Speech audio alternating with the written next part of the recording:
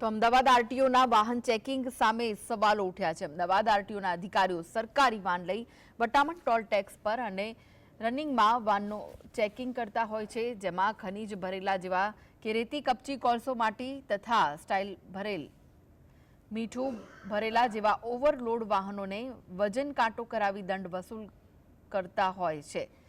પરંતુ ગત રાત્રે અમદાવાદ આરટીઓના અધિકારીઓને ટોલ ટેક્સ પર વાહન ચેકિંગ કરી રહ્યા હતા, તે દરમિયાન ખનીજ ભરેલા ઓવરલોડ ડમ્પરો બારોબાર પસાર થઈ રહ્યા હતા। અમદાવાદ ગ્રામ્ય વિસ્તારના બાવળા, ધોળકા, બગોદરા સહિતના પંથકમાં ઓવરલોડ કપચી, રેતી, માટી ભરેલા ડમ્પરો પસાર થતા હોય છે। આવા ડમ્પરોના જે અમદાવાદ આરટીઓ છે તે ચેકિંગ દરમિયાન તેને પકડતા નથી હોતા।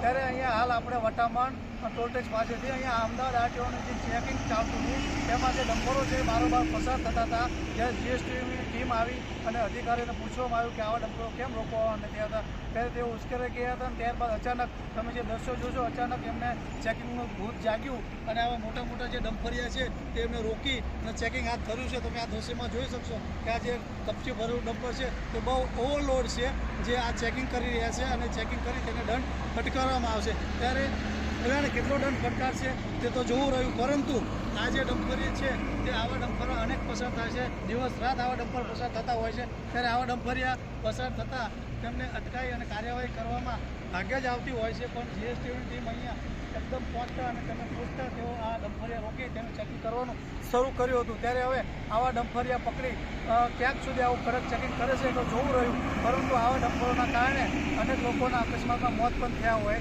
છે। ત્યારે આ ઉચ્ચ કક્ષાએથી આનું તપાસ પણ કરવામાં આવે તેવી પણ અહીંયા સ્થાનિક લોકો પણ માંગ કરી રહ્યા છે। કાળુ ચાવડા, જીએસટી, વટામણ, ધોળકા।